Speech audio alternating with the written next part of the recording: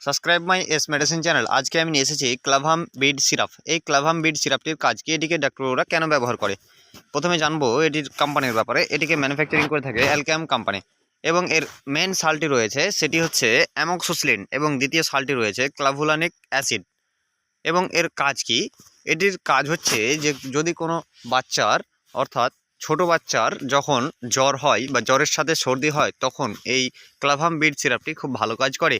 এবং অনেক সময় কি হয় যে অনেক বাচ্চার ব্যাকটেরিয়া ইনফেকশন হয়ে যায়, তখনও কিন্তু ভালো কাজ করে।